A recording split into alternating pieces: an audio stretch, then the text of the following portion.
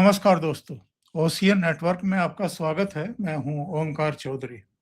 धीरेन्द्र पुंडीर जी जुड़ गए हैं। धीरेन्द्र जी, बहुत स्वागत, बहुत अभिनंदन, नमस्कार। धीरेन्द्र जी, चुनौतियां तो अब बहुत बड़ी हैं। चुनौतियां पहले भी कम नहीं रही, लेकिन उत्तर प्रदेश समेत 5 राज्यों के चुनाव, इसके अलावा रोजगार का सवाल भी है, थोड़ी महंगाई भी इधर बढ़ी है, राम मंदिर चढ़ावे में चोरी का मसला लगातार तूल दिए हुए है, विपक्ष पार्लियामेंट को चलने नहीं दे रहा है, परिसीमन विधेयक हो, महिला आरक्षण विधेयक हो, एफसीआरए हो, वो सब लटके हुए हैं और कैबिनेट का विस्तार भी होना है। और शिक्षा क्षेत्र में जो एक परिवर्तन चल रहा था, जो सुधार चल रहा था, अब उस पर भी एक बड़ा प्रश्न लगा है धर्मेंद्र प्रधान के इस्तीफे के बाद। कितनी बड़ी चुनौतियां आप मान रहे हैं मोदी सरकार के लिए, और मैं कहूंगा कि योगी के लिए भी, क्योंकि आज उत्तर प्रदेश विधानसभा में भी उसी तर्ज पर हंगामा हुआ है जैसा हम संसद में देख रहे हैं 20 जुलाई के बाद से। सर, बहुत ही दिलचस्प स्थिति हुई, क्योंकि कल के जिस तरह के चुनाव परिणाम आए, तो वो चुनाव परिणाम बहुत ज्यादा कोई दूरगामी होंगे ये नहीं कहा जा सकता, लेकिन हमेशा मेरा ये मानना है कि कोई मैसेज तो जरूर देता है। आपका मतदाता, आपका कोर वोटर कोई ना कोई मैसेज देने की कोशिश करता है, क्योंकि हर एक, और बीजेपी ने अभी तक ये इलास्टिसिटी दिखाई है कि वो अपने आप को, जो चुनाव की गलतियां उसको दिखती है, उसको थोड़ा सा चेंज करती है, और इसीलिए वो सरवाइव भी करती है। देखिए, इस देश में एक बात तो है कि भले ही आप कुछ भी कहें, राजनीतिक जनता या हम लोग ये कहें जातिवाद या कुछ भी कह सकते हैं क्षेत्रवाद के आधार पर, लेकिन एक बात है कि बहुत ज्यादा दिन तक आपकी एरोगेंस बर्दाश्त नहीं करती, अपने लीडर की करती है। मैं फिर कह रहा, ये डिफरेंस लोगों को समझना चाहिए कि मुलायम सिंह यादव अपने समर्थकों को कुछ भी कह सकते थे, थप्पड़ मार सकते थे, कुछ भी कर सकते थे, लेकिन उनके जो लोग हैं वो नहीं मार सकते, उसको बर्दाश्त नहीं करेगी। दरअसल बीजेपी में अभी तक एक चीज है जो बार बार स्टेब्लिश होती है कि पूरी तरह ये पार्टी 2 चेहरों पर डिपेंडेंट है आज की डेट में भी। केंद्र में प्रधानमंत्री मोदी और अमित शाह, और आप राज्यों में देखेंगे तो जैसे उत्तर प्रदेश में है तो योगी है, बाकी जो नेता आपको जमीनी कोई ढूंढना पड़ेगा आपको, क्योंकि जिनके आप सबसे ज्यादा बयान देखते हैं, ब्रजेश पाठक, वो तमाम पार्टियों में घूम के अगर 1-2 पार्टी और बच जाती तो वो उसको भी कर लेते। बीजेपी से आने से पहले वो बची नहीं थी, तो लिहाजा वो सीधा बीजेपी में ही आ गए। फिर उसके बाद केशव प्रसाद मौर्य कोई जमीनी नेता नहीं है, तो ये एक चीज है जो प्रेशर बढ़ाती है ऐसी उस हार के बाद, जिसके बहुत दूरगामी परिणाम नहीं होने चाहिए। मैं ये कह रहा हूं भाई, एक बड़ा इंटरेस्टिंग सा है कि बांकीपुर आप हार रहे हो, ये वो सीट है जो आप सिर्फ 95 से नहीं जीत रहे, आपने बहुत दिन से इस सीट को देखा है। भाई, आप इस सीट का जो बीजेपी का कोर वोटर माना जाता है, बड़ा इंटरेस्टिंग है सर इसको देखना। ये सीट बड़ी इंटरेस्टिंग है, सारी चीजें कहती है, क्योंकि जिसको आप कोर वोटर कहते हैं सर, हर एक पार्टी का कोर वोटर होता है, इसमें कोई नई चीज नहीं है, सब जानते हैं। बीजेपी के शुरुआती कोर वोटर्स में अपर कास्ट हुआ करता था, अपर कास्ट भी ना कहें तो जो पहले जिनको हम गिनते हैं कि भाई उसमें उनको सबसे पहले तो हमने देखा बनिए और कायस्थ, वही उसके मेन हुआ करते थे। उत्तर प्रदेश में कोई कृषक जाति उसके साथ नहीं जुड़ी थी। बीजेपी मुस्लिम जो ब्राह्मण्स है वो कांग्रेस के बहुत सॉलिड वोट बैंक हुआ करते थे, तो बीजेपी को धीरे धीरे उसने वहां से बढ़ा, लेकिन उसका मूल वोट बैंक कौन सा था सर? कायस्थ। अगर आप मुझसे ज्यादा अच्छे से जानते हैं, जब गांव में घुसते थे तो लोग कहते थे दीपक आ गया, दीपक आ गया, है ना। वीपी सिंह तक इनको बहुत गुस्साते नहीं थे, और हमने खुद देखा है। मैं मुजफ्फरनगर के जब कभी वोट डालने जाते थे, जब युवा थे और वो सब बड़ा उत्साह रहता था, तो वहां वो जो लाला बिजनेस मैन होते थे, वो अलग अलग, हमारी गली के भी जो अलग अलग है, वो कहा करते थे यार ऊपर उसको दे दो, नीचे उसको दे दो, एक उसको दे दो, ऐसे कहा करते थे, और कोई नहीं होता था उनके साथ। लेकिन वही सारी कम्युनिटी आपको बांकीपुर में मिलती है, जो लगभग 23% के करीब है। तो इसकी जीत का कारण एक वो था। दूसरा, अपर कास्ट ब्राह्मण्स भी वहां है, वहां ये भूमियार भी है, काफी कुछ है, राजपूत भी है। तो एक मैं जनरल टेस्ट करा, जरूरी नहीं आप उसको दर्शक भी उस तरह देखे, लेकिन मैं उसको ऐसे देखने की कोशिश कर, उसका मैसेज ऐसा क्यों हुआ। जरूरी नहीं उसने वोट दिया हो। देखिए 34% वोट सर वोट नहीं होता है। मतलब आप ये सोचिए कि 34% वोट टोटल पड़ा है, उसमें से इतना है। लेकिन इसको अगर हम दूसरे तरीके से देखें कि ये वोट अगर सारा पड़ जाता तो यही जीत आपको बड़ी करनी पड़ती। इसका मतलब है कि वो वोटर इतने नाराज थे कि वो बूथ तक तो आए नहीं, कि अगर हम बूथ तक आएंगे तो हम बीजेपी को नहीं देंगे। तो ये एक मैसेज है, भरत तिवारी का मैसेज है, यूजीसी का मैसेज है, सम्राट चौधरी अक्षम है उसका मैसेज है, और सम्राट चौधरी के समय में जिस तरह जंगल राज की आहट लोगों को अब लगने लगी वो है। साथ ही साथ नीतीश कुमार के चेहरे पर पड़े हुए वोट का बीजेपी के साथ, जब बीजेपी अपना मुख्यमंत्री चुनती है तो अभी उसकी सहजता नहीं दिख रही है, जो होना चाहिए अभी नहीं दिख रही है। मैं इसका इससे ज्यादा कोई अर्थ मैं नहीं निकाल रहा हूं। दूसरा, आपने दतिया में देखा, दतिया में कांग्रेस के पास ही सीट थी, लेकिन उन्होंने उसको रिटेन किया। लेकिन उससे पहले जैसा नजारा आपने देखा ऐसा जनरली बीजेपी में दिखता नहीं है सर। तो वो ये बताता है कि आप इसको क्या है। और रही बात वहां की गुजरात की, तो गुजरात को मैं एक अकेला स्टेट मानता हूं जिसको ये लोग कहते हैं भाई प्रयोगशाला बनाया या जो भी बनाया, लेकिन आज भी प्रधानमंत्री मोदी के साथ उसका रिश्ता जुड़ा हुआ है उस स्टेट का। तो बाकी सब मुख्यमंत्रियों को भी ये समझना चाहिए कि काम ऐसा करें कि छोड़ के चले जाएं स्टेट तो भी स्टेट उसके साथ रहे। वो कह सकता है आज भी गुजरात में मोदी की मेरा गुजरात, है ना। याद होगा सर आपको कि जब राजनाथ सिंह जैसे नेता को आपने चुना, फिर वो छोड़ के, याद है हैदरगढ़ सीट छोड़ी तो वो समाजवादी पार्टी ने जीत ली थी, छोड़ते ही 6 महीने के अंदर ही वो सीट जब उन्होंने जीती हैदरगढ़ से तो वो ओम प्रकाश सिंह जीता था। तो ये सब जो बीजेपी के लिए एक थोड़ा सा वो समय है। मतलब इन सीटों की हार को मैं बहुत बड़ा कारण नहीं गिनना, लेकिन मैं ये कहता हूं सबसे उत्कृष्ट तो गोरखपुर सीट थी। जब मुख्यमंत्री बनने के बाद योगी आदित्यनाथ ने वो सीट छोड़ी तो समाजवादी पार्टी ने जीत ली थी वो उपचुनाव में। निषाद ने जीत ली थी, संजय निषाद ने। ये तो उदाहरण है, कई ऐसे उदाहरण हैं कि जब उपचुनाव कोई और जीत गया, लेकिन बाद में जब चुनाव हुए तो उपचुनाव का बहुत मतलब भी नहीं निकाल सकते सर। मैं आपको ये कहूं बहुत ज्यादा नहीं होता। और बल्कि नीतीश कुमार की बाइट ही मैं सुन रहा था कि उपचुनाव यार उससे क्या लेना देना, जब चुनाव होगा देखेंगे। लेकिन एक बड़ी बात मैं इसलिए कह रहा हूं, अब इसको गंभीरता से क्यों लेना चाहिए, बीजेपी को नहीं लेगी तो वो तो पार्टी है, मैं कौन सा उसका सलाहकार हूं। बट एज ए रिपोर्टर उसमें मुझे ये लगता है कि पार्टी को ये सोचना चाहिए कि एक तो मैंने क्यों कहा कि आपको वो कोर वोटर है, एक कंटिन्यूटी है उस सीट पर, कंटिन्यूटी है ना। तो आपका मतलब आप इतने दिनों से, दूसरा क्या होता है सर, छोटे छोटे कारण जुड़ते जाते हैं।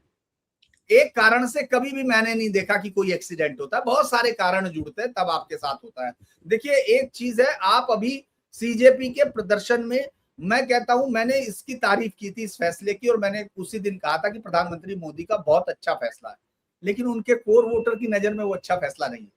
भले ही हम कुछ भी कह लें, हमको वो चाहे जो भी है, चप्पल चाटा चाटी चोटा जो भी कह दे, लेकिन मैं एक प्रधानमंत्री के डिसीजन को देख रहा था, लेकिन उनकी पार्टी के लोग अपने एक पार्टी के नेता के तौर पर देख रहे हैं। तो वो एक उनको, मतलब जो मैं कह रहा हूं, जो मुझे लिख रहा है, मैं नहीं कह रहा कि जो मैं कह रहा हूं वही सही होगा, लेकिन एक मुझे लगता है कि उनके पार्टी के जो कोर वोटर है, जो लगातार अपने आप को डिफेंसिव होता जा रहा है, यूजीसी से लेके उससे लेके, और उसके अपने अंदर जो दूसरे लोग हैं वो उसको कहीं ना कहीं जाके चुप कर रहे हैं। क्योंकि हम लोगों के लिए राजनीति क्या होती है सर, यूपी बिहार में हमारे लिए राजनीति चाय की दुकान पर हुई चर्चा है। हम लोग राजनीति को सिर्फ वोट देने तक नहीं रखते, जैसे बहुत सारे राज्यों में आप देखते हैं। हमारे में वो सुबह से शाम तक हम उसको ओढ़ते हैं, बिछाते हैं, खाते हैं, पीते हैं। तो वहां रोज उसके नेता को उसके उसमें थोड़ा सा डिफेंसिव होना पड़ रहा। फिर इसके बाद आप ये देखिए एफसीआरए और तमाम चीजों पर लोग अब ये इस पे तुल आए हैं कि हम तभी वोट देंगे जब ये एफसीआरए लाएंगे। वो लाएंगे, मैं ये नहीं कह रहा नहीं लाएंगे, लेकिन मल्टीपल चीजों पे आपके कोर वोट बैंक का भरोसा हल्का सा हिल रहा है। लेकिन इस बात का कोई, मैं नहीं मानता कि इसका कोई मैसेज इस तरह आएगा, क्योंकि हमने ये बात बिहार में उसमें देखी, बिहार में कैसे जीते, उससे पहले महाराष्ट्र में देखी, उससे पहले हरियाणा में देखी, उससे पहले हमने उसके बाद दिल्ली में भी देखी। तो इसीलिए बीजेपी विजय रथ पे सवार है। हो सकता है अभी ये काउंट ना हो, लेकिन मेरा मानना है कि छोटी छोटी चीजें होती हैं जो श्रीमती इंदिरा गांधी को भी 77 तक ले आती है। वैसे 71 में बड़ी शानदार जीत हासिल की थी उन्होंने। धीरेन जी, आज जब उत्तर प्रदेश विधानसभा में हंगामा कर रहे थे समाजवादी पार्टी के लोग, तो स्पीकर ने शाहिद मंजूर से ये पूछ लिया कि भाई आप ये बताइए कि आप चढ़ावा चोरी की बात कर रहे हो, आपका कितना कंट्रीब्यूशन था, आपने कितना चढ़ावा दिया था, कोई दान की रसीद हो तो जरा मेरे पास ले आओ। तो ये जो चढ़ावा चोरी का मसला है, ये जितना लंबा खींचा जा रहा है, इसको जिस तरीके से प्रहसन के रूप में, एक ड्रामे के रूप में अभिनीत किया जा रहा है, संसद परिसर में भी कनस्तर रख लिए, पप्पू यादव बैठ गए या सिर पर कनस्तर लेकर के चल रहे थे अवधेश प्रसाद, अब विधानसभा में भी हल्ला हो रहा है, लगातार इस पर जो है संसद रोकी जा रही है। ये कुछ ज्यादा लंबा खींचा जा रहा है या इनको लग रहा है कि 2024 से पहले हमने जिस तरीके से हिंदुओं को बांट दिया था जातियों में और उसका फायदा लोकसभा चुनाव में मिला था, वैसा ही कुछ करिश्मा ये इस बार विधानसभा चुनाव में भी कर पाएंगे राम मंदिर में चढ़ावा चोरी को लेकर के, इसे तूल दे करके? देखिए सर, हम पॉलिटिकल जो गैम्बिट होता है, हम उसको जो दांव लगाते हैं, वो लोग जो खेलते हैं, उसको रिजल्ट के बाद ही देख पाते हैं कि उसने वाकई वो बहुत मायने, मतलब जनरली फाइनली उसी पे कंक्लूसिवली कह पाते हैं। लेकिन आज की डेट में समाजवादी पार्टी ने इस पे अपना दांव लगाया है। हालांकि उसने उस ड्रामे से अपने आप को पीछे खींचा है। मैं ये मान रहा हूं कि समाजवादी पार्टी बामुकाबले कांग्रेस के ज्यादा अपने वोट बैंक के लहजे को समझती है, ऐसा मुझे लगता है। क्योंकि नहीं तो वो इतनी जल्दी ना सर, अगले ही दिन याद होगा राजीव राय ने एकदम तुरंत कहा कि नहीं हमारा कोई लोग नहीं थे, फिर उसके बाद रामगोपाल ने कहा कि गलत हो गया, गलती हो गई। तो वो एक कोर्स करेक्शन कर रहे हैं, जो नीचे से उनको फीडबैक मिल रहा है, उनके लोगों से जो फीडबैक उनको मिल रहा है। लेकिन कांग्रेस पार्टी इसको लेके जो कर रही है, उसका फीडबैक सिर्फ उसका संदीप सिंह है, लेफ्ट का ऑर्गेनाइजेशन है, और पवन खेड़ा है, सुप्रिया सुनेत्र है, रागनी नायक है। ये तमाम वो लोग हैं जिनकी जमानतें इतनी बुरी तरह जब्त हुई कि मुझे लगता है जमानत के अंदर भी एक जमानत का प्रावधान होना चाहिए कि इनका उससे भी ज्यादा जमानत जब्त हुई, इनकी वो भी पैसे लेने चाहिए। तो वो लोग जो राय दे रहे हैं कांग्रेस को क्या लग रहा है, मैं बड़ा थोड़ा सा उसको लेके संदेह में हूं, क्योंकि वायनाड के लिए भी आप बाकी पूरे देश को खोना चाहते हैं, ये बात समझ में नहीं आ रही। तो कांग्रेस मुझे लगता है कि दिशाहीनता की स्थिति में है। उसको बस अब वो पुराने खोल में चली गई है कि जब जनता नाराज होगी तो बीजेपी की जब उसको धज्जियां उड़ानी होंगी तो मैं विकल्प हूं। तो बस वो इसके अलावा और कुछ नहीं कर पा रहे हैं। समाजवादी पार्टी ने इसको लेके जिस तरह का रुख लिया है, वो कोशिश कर रही है सॉफ्ट हिंदुत्व का, जैसे अखिलेश अपने मंच पे भी बुला रहे रामायण के कलाकारों को। ये अलग बात है भाई, वो जब जय राम जय श्री राम कर रहे हैं तो वो थोड़ा सहज होकर उनको नीचे भी हटा रहे हैं। लेकिन ये है कि वो एक अपना दांव इस पे चल रहे हैं। उसके कारण पीछे दो मुझे लगते हैं कि एक तो अखिलेश यादव को ये यकीन है कि उसका माई समीकरण, यानी उसका जो फोर्टे है वो मजबूत है, वो टूट नहीं रहा, तो लिहाजा वो आगे के लिए दांव खेल सकते हैं। इसीलिए वो इस करण को ज्यादा मुझे लगता है स्पेस दे रहे हैं। और उनको लगता है कि अगर हम माई समीकरण में, जैसे पिछली बार हम लोगों ने कुर्मियों को देखा कि बहुत ही स्पेसिफिक वोट किया, उन्होंने बहुत ही बढ़िया तरह से वोट किया, जहां उनकी जाति का उम्मीदवार था उन्होंने उसको वोट किया, पार्टी नहीं देखी, है ना। उसी तरह आप देखेंगे कि इस बार ये बिल्कुल चर्चा चल रही है। पिछली बार ये अभिनव प्रयोग किया था, 50% सफलता मिली थी, या 60% कहना चाहिए, क्योंकि मेरठ भी लगभग वो आ गए थे करीब, याद होगा आपको, जो उन्होंने दलित जाति के लोगों को सामान्य सीट में लड़ाया था। इस बार वो उस एक्सपेरिमेंट को और थोड़ा बड़ा करने की कोशिश करेंगे। तो मुझे लगता है कि एक इशू तो उन्होंने बना रखा। हालांकि आज सरकार ने बड़ा, केंद्र में हमने देखा, केंद्र में आज जो है किरण रिजिजू ने पलट के पहली बार सरकार का जो रुख इतने दिन बाद बदला है उसके दर्शन दिए। उन्होंने कहा कि भाई पहले तुमको शर्म आनी चाहिए, तुम माफी मांगो। भगवान राम को गाली तुम लोगों ने दी है, सपा और कांग्रेस को पहले माफी मांगनी चाहिए फिर चर्चा हो। मतलब वो इस तरह से उन्होंने बड़े गुस्से में कहा। तो मुझे लगता है कि गुस्सा नहीं होता, पॉलिटिकल मूव होता है। तो पॉलिटिकल मूव आज उन्होंने टेबल को चेंज करने की कोशिश की। तो अब देखते हैं कि इसका कितना असर रहता है। लेकिन हाँ, ये जरूर है कि वो प्रेशर जो है मीडिया दिखा रहा है, तमाम लोग दिखा रहे हैं, लेकिन मुझे नहीं लगता कि जो बीजेपी की टॉप लीडरशिप है वो अपनी योजनाओं में इनमें से किसी की वजह से बदलेगी। उसको मालूम है मुझे FCRA कब लाना है, उसको मालूम है मुझे वुमेन रिजर्वेशन बिल और डीलिमिटेशन कब लाना है, तो वो उसके हिसाब से काम कर रहे हैं। और मैं दर्शकों की जानकारी के लिए ये भी बता दूं कि भाई बिना बहस के पास होना कोई लोकतंत्र की हत्या नहीं, ये पार्ट ऑफ डेमोक्रेसी है। और 2009 से लेके आज तक मैं बहुत सारे बिल आपको गिनवा सकता हूं जो इस सरकार ने भी, जो यूपीए ने भी, सबने किया। और यहाँ तक कि 13-14 के बिल तो गिलोटिन से पास हुए थे, बजट। तो इसीलिए बहुत ज्यादा इसलिए इसको लेके कंफ्यूज होने की जरूरत नहीं है।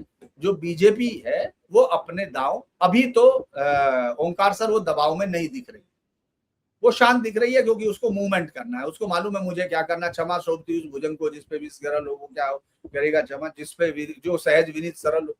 तो इसीलिए उनको मालूम है हमारे पास नंबर भी है, हम जब चाहेंगे पास करा लेंगे। अब वो अपना गुणागणित लगा रहे सर, हर किसी को राइट है तो वो भी लगा रहे हैं। ये अरविंद केजरीवाल क्यों थोड़ा सा इनसे अलग होते हुए दिखाई दे रहे हैं?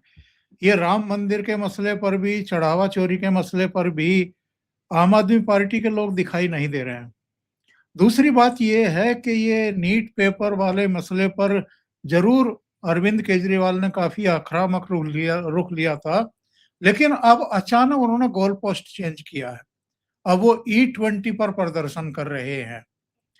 तो वो इनसे कुछ ज्यादा तेज गति से लोगों का मूड भांप रहे हैं कि किन मुद्दों पर मैं एक माहौल बना सकता हूं पंजाब के लिए, क्योंकि उनके लिए तो अब पंजाब सबसे बड़ी चुनौती है। देखिए सर, वो इसमें नीट वाले मुद्दे पे आए, उस पे आए, तो आपने देखा होगा पंजाब में पहले से ही पेपर लीक और वो सब दिख रहे हैं। तो उन्होंने नीट का इस्तेमाल इसलिए किया था क्योंकि उसमें उनके बच्चे थे जिनको उन्होंने ट्रेंड किया था। भाई मेरे गुरुकुल के बच्चे कहीं गए हैं तो मैं इस उम्मीद में चला जाता हूं कि वो गुरुजी का सम्मान करेंगे, मेरे गले में भी माला पहनाएंगे। लेकिन बच्चों ने जब देखा कि गुरुजी को कोई पूछ नहीं रहा, ये तो सारी भीड़ हमारी है, ऐसा उनको लगने लगा, तो उन्होंने गुरुजी के गले में माला नहीं डाली।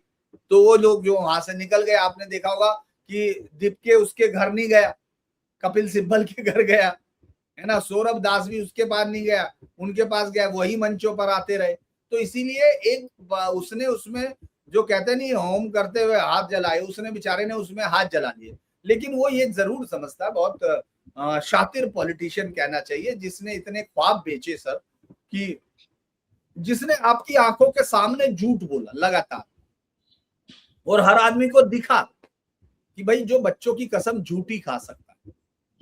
जो आदमी ये कह रहा कि अभी हमारे सामने, वो तो सबके सामने, कोई आजादी की बात नहीं थी कि भाई हमको याद नहीं नेहरू ने क्या किया था, फला ने क्या किया था।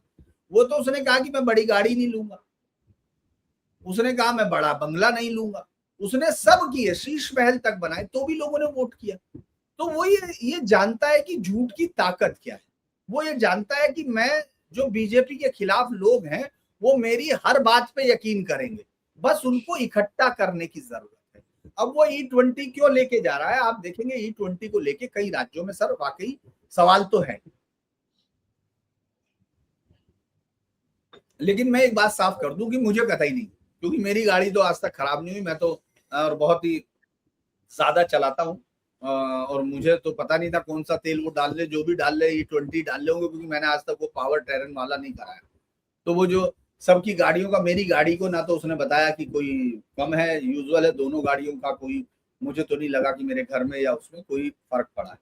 लेकिन नहीं, मेरी गाड़ी का तो एवरेज भी प्रभावित नहीं हुआ है। बहुत सारे लोग, मैं इसीलिए कह रहा कि लोग अपने हिसाब से जो चाहे काउंट कर लें, हमको उससे मतलब नहीं। लेकिन हाँ, ये जरूर है कि लोग इस मुद्दे पर सर आंदोलित जरूर है। जैसे मेरी बाइक वाला है, जैसे मैं बाइक पे बैठ के घूम रहा था तो उसमें एक दो ने कहा, हालांकि एक दो ने कहा कि हमारी तो E20 वो है, प्रूव है, मतलब हमारी तो E20 पे चलती है, लेकिन एक दो ने कहा कि साहब हमारी दिक्कत ज्यादा आ रही, तो वो उनका कोई भी फैक्टर हो सकता है, लेकिन वो इशू है, वो बिहार में भी इशू है, तमाम जगह पर है, तो लिहाजा उसने बहुत तेजी के साथ इस इशू को छूने की कोशिश की। लेकिन हमारे गांव में जो नहीं कहावत है, सर जिस दिन सर मुड़ाया उसी दिन ओले पड़ गए। जिस दिन वो यहाँ ये E20 कर रहा है, परसों और तरसों में पंजाब के किसानों ने बाकायदा पहली बार प्रेस कॉन्फ्रेंस आयोजित करके कहा सरकार से कि साहब हमको भी ये E20 के लिए जो एथेनॉल है उसकी फैक्ट्रियां लगाने की हमको एनओसी दी जाए, इजाजत दी जाए, हम अपनी जो पैडी है इसका जो बच जाता है धान के बाद, हम उसको जो वो है उस सबको ले जाके आपके साथ वो देना चाहते हैं, उससे हम बड़े मात्रा में एथेनॉल बनाना चाहते हैं, हम भी अपनी अर्थव्यवस्था सुधारना चाहते हैं। उन्होंने पहली बार वही बातें की जो उनसे सरकार करने के लिए कह रही थी। उन्होंने कहा हमको रोड को मतलब क्रॉप रोटेशन भी लेना होगा। तो मुझे लगता है कि इधर ये बेचारा E20 को रो रहा है, उधर वो E20 कह रहे हम लगाएंगे। तो इसीलिए ये कंफ्यूजन उसका, वो जितना शातिर अपने आप को समझता है, जनता थोड़ा सा अलग वे में जा रही है। जैसे बहुत अच्छी बात यह है कि उसको कवर क्यों करते हैं, बहुत सारे लोगों ने मेरे से पूछा, तो उनको मालूम नहीं है कि उसको कवर इसलिए किया जाता है, वो आज भी पंजाब से बड़े बड़े ऐड देते हैं। मान लीजिए पंजाब के फरीदकोट के मतलब उसके फिरोजपुर के एक छोटे से गांव में उसने एक वो खोला, कोई मोहल्ला क्लिनिक, भगवंत सिंह मान ने, तो उसका अखबार का विज्ञापन, उसका विज्ञापन आपको दिल्ली के अखबार में मिल रहा, उसका आपको वहां मिल रहा है गुजरात के अखबार में। तो क्यों है भाई ये इसलिए है क्योंकि वो उसके लिए नहीं दे रहे, वो आपको डील है, बार्टर है, आपको देना है हमारी खबर कवर करनी कि हम E20 में करने आ रहे हैं, वरना उसके पास लोग दिल्ली में नहीं है सर, उसके पास सड़क पे लोग आप कहीं नहीं है। बिल्कुल नहीं है। दूसरे, ये जो 5 राज्यों के चुनाव हैं, क्या इन्हीं का खौफ है? क्योंकि राज्य दर राज्य भारतीय जनता पार्टी तो जीतती जा रही है नरेंद्र मोदी और अमित शाह के नेतृत्व में, और शाह के बारे में लंबे लंबे पोस्टर लिए खड़े हैं पार्लियामेंट में कि अमित शाह संसद से कहाँ गायब हैं। तो इनको पता नहीं कि अमित शाह इस समय क्या कर रहे होंगे। वो तो अचानक प्रकट होंगे और धड़ाधड़ बिल पारित करवा लेंगे जिस दिन चाहेंगे, जिस दिन उनके पास पूरे नंबर तो आ चुके होंगे, लेकिन जिस दिन वो चाहेंगे उस दिन पूरी रणनीति की तैयारी के साथ आएंगे, भाषण भी देंगे और बिल भी पास करा लेंगे।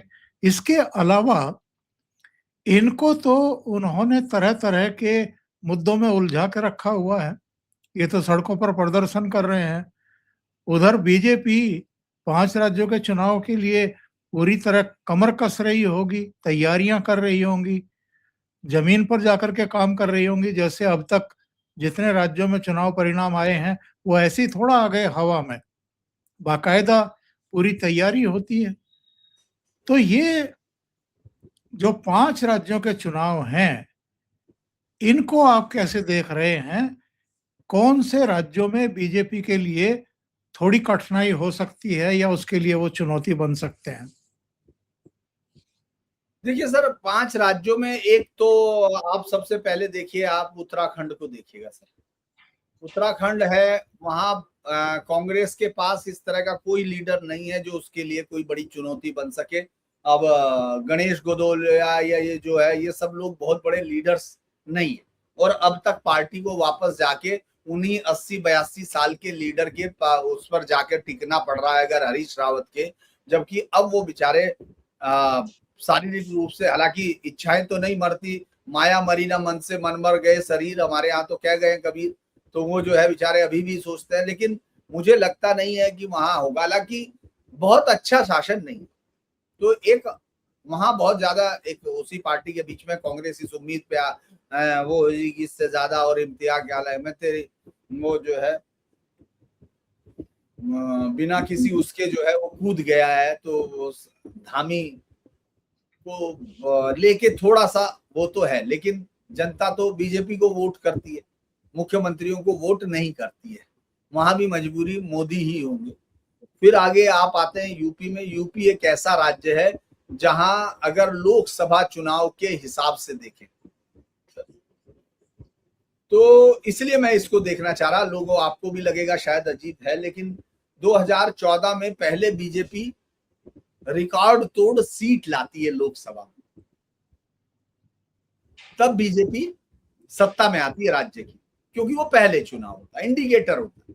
फिर वो दूसरा करती है, फिर आप देखिए 2019 में भी वही करती है, तब वो सरकार में आती है। 2019 में उसकी सीट घटती है लोकसभा की, तो विधानसभा की सीट भी घटती है। और 2024 को अगर हम देखते हैं तो पूरी तरह से वॉश आउट होती है। जितने सीटों से वहां कम पड़ती है उतनी सीटों से उसका लोकसभा में बहुमत खत्म हो जाता है। दूसरा, अगर हम उसको विधानसभा वाइज देखते हैं, सेगमेंट वाइज देखें, तो सेगमेंट वाइज 224 सीटों पर इंडी गठबंधन ने जीत हासिल की थी, जो लगभग बहुमत से 22 ज्यादा है। तो ये तो एक बड़ी रोजी पिक्चर है उनके लिए। लेकिन यहां जब विधानसभा का चुनाव होगा तो वो योगी आदित्यनाथ के चेहरे पे लड़ा जाएगा। और योगी आदित्यनाथ चूंकि जब चुनाव लड़ेंगे तो वहां के चुनाव में अखिलेश होंगे सामने, जिनके लॉ एंड ऑर्डर की सिचुएशंस को इस राज्य को अभी भी मालूम है। और अभी भी वो बहुत रेयर है कि महिलाओं से वोटों का उनका तादाद में जुड़ सके। क्योंकि मैं देख रहा था उन्होंने कल परसों वो जो मंदिर बनवाया है केदारनाथ का, उसका भी फोटो डाला था शिवरात्रि के दिन और वो सब चीजें। तो वो कर जरूर रहे हैं, लेकिन बड़ी लड़ाई यूपी है। यूपी में कांग्रेस किस तरह से सीटें झटकती है समाजवादी पार्टी से, क्या करती है, ये सब भी बड़ा दिलचस्प होगा देखने वाला। दूसरा, ओवैसी पिछली बार एक फुस बम थे, हमने देखा, हम लोग खुद ही कह रहे थे फुस बम है। लेकिन इस बार मुझे लगता है ओवैसी थोड़ा और अलग मूड में हो सकते हैं। लेकिन मुस्लिम वोटर बहुत वेब बैंक की तरह ही काम करता है, तो वो मुझे लगता नहीं बहुत आसानी से अखिलेश का साथ छोड़ेगा। तो उत्तर प्रदेश में दिलचस्प होगी लड़ाई देखने में, कोई ऐसा इशू नहीं है। पंजाब जो है, पंजाब इस बार बड़ा खेल दिखता है। पंजाब में इस बार जो सॉफ्ट खालिस्तान का जो एक आइडिया प्रपोज करता है समाजवादी, ये जो आम आदमी पार्टी, और उसी के साथ आपने देखा होगा जब भी शिरोमणि अकाली दल सत्ता से बाहर होता है तो अचानक उसको आनंदपुर साहिब प्रस्ताव और तमाम सब याद आ जाते हैं। लेकिन ये उसका दुर्भाग्य है कि अब उसको वो वोटें नहीं मिलती। कांग्रेस का बहुत अच्छा चल रहा था, कांग्रेस ने बहुत अच्छे, और लोकसभा में 7 सीटें भी जीती, 13 में से आपने देखा होगा, तो उसको लग रहा था वो आएगी। लेकिन उनके कांग्रेस में एक अच्छी आदत है पंजाब में कि वो जूतों में दाल बांटते रहते हैं, ज्यादा चक्कर पड़ते नहीं है, एक दूसरे को जूतम पैजार करके। मुझे लगता है कई बार तो मैं हंसता हूँ कि वो एक हाथ में जूता लेके आते, एक पैर में पहन के आते, क्योंकि खोलने में टाइम नहीं लगना चाहिए। कल तो हालत ये हो गई, वो मेरा बूथ सबसे मजबूत, वो जो कांग्रेस मजबूत वाला जो एक उनका कैंपेन 4-5 दिन से चल रहा, भूपेश बघेल वाला, वो जहां भी जा रहे हो वहीं हो रहा। कल तो हालत ये हो गई कि आखिर में राजा वड़िंग ने अपना माइक ही उसके हाथ में दे दिया, जो उनको चन्नी जिंदाबाद, चन्नी को लाओ, कह रहा ले अब जाके नारे लगा ले। तो ऐसी हालत में कांग्रेस जीती हुई थाली किसको देगी, ये बड़ा इंटरेस्टिंग है। क्योंकि बीजेपी ने, अगर हम जो समाजवादी पार्टी के लिए हमने जो लोकसभा की बातें की, तो भले ही कुछ भी नहीं था, लेकिन कांग्रेस बीजेपी ने एक वोट हासिल की। हमने देखा लोकसभा चुनाव में उसने वोट हासिल की। तो ये एक बड़ा दिलचस्प है कि क्या वाकई वोट इस तरह डिवाइड हो सकता है कि जो पार्टी अभी 2-3 सीटों की पार्टी भी नहीं है, कांग्रेस बीजेपी इस तरह से अगर वास्तव में देखेंगे, वो अचानक अपने आप को 117 वाले उसमें इस पावर पे ले आती है। क्योंकि हम समाजवादी पार्टी उसको देख चुके हैं, आम आदमी पार्टी को, क्योंकि जादू कुछ नहीं होता, जनता का मूड होता है। इसीलिए बीजेपी ने भी इस बार अच्छे दांव अपने लिए रखे हैं। यहाँ तक कि उसके अध्यक्ष जो केवल सिंह ढिल्लो है, उसने कहा कि साहब हमारे दरवाजे तो सबके लिए खुले हुए, चन्नी हो, मैं तो मानता हूं कि चन्नी या चवन्नी जो भी आएंगे वो उनको सबको ले रहा है। तो सही है। एक बड़ा इंटरेस्टिंग जो है पंजाब दिख रहा है। और जैसे जैसे हम हमले भी देख रहे हैं, टेररिज्म के हमले भी देख रहे हैं, और जिस तरह मामले को गरमाने की कोशिश की गई थी, आपने देखा होगा सतलुज फिल्म के सहारे, वो सब भी है। तो इसीलिए बड़ा ओपन गेम है। बाकी अगर आप 2 राज्यों में गुजरात को उसको जोड़ रहे हैं, तो गुजरात तो मुझे लगता है कि अभी भी कांग्रेस के लिए बहुत ही असंभव सी बात है। मैं चूंकि जब भी जाता था वहां, पिछले 3-4 चुनाव मैंने लगातार ही कवर किए थे, तो मैं हंसता था। मैं जब भी जाता था अर्जुन सिंह मोढवाडिया के पास जरूर जाता था पोरबंदर में। वो बेचारे लगातार ही हार रहे थे, आखिर में उसको जीत के लिए बीजेपी में ही आना। तो बड़े से बड़े नेताओं का आपने देखा, हार्दिक पटेल को देखा, फिर हम लोगों ने वो जो लड़का था, 3 लड़के थे ना, ठाकुर, एक दूसरा हाँ, वो था, एक ठाकुर वो जो था, एक उसने बड़ा वो एक हार्दिक, जिग्नेश एक को छोड़ हार्दिक के पटेल, बाकी सब जिग्नेश इधर आ गए मेवानी थे। और ठाकुर, ये 3। जिग्नेश मेवानी तो अभी भी विधायक है, जो अपनी पार्टी से, लेकिन उसको लेफ्ट का और उसका सबका आपका समर्थन था, वो भी लग हाँ, रहा था। तो मुझे लगता है कि वहां बहुत ज्यादा हम लोगों को नहीं लगता कि बहुत ज्यादा कोई ऐसा होगा, तो इसीलिए यही देखना है अभी। तो मुद्दे तो और भी थे, लेकिन समय हो रहा है। धीरेन जी, बहुत धन्यवाद आपका जुड़ने के लिए, इतना समय देने के लिए, महत्वपूर्ण मुद्दों पर चर्चा करने के लिए। जो बाकी के मुद्दे हैं, अगले किसी अंक में जरूर धीरेन जी को जोड़ करके चर्चा करेंगे। और आप सबसे अनुरोध है कि अगर ये चर्चा अच्छी लगी हो तो लाइक का बटन दबा दें, वीडियो को शेयर करें, चैनल सब्सक्राइब करें, हमारा भी और धीरेन जी का भी। बहुत बहुत धन्यवाद। नमस्कार। धन्यवाद।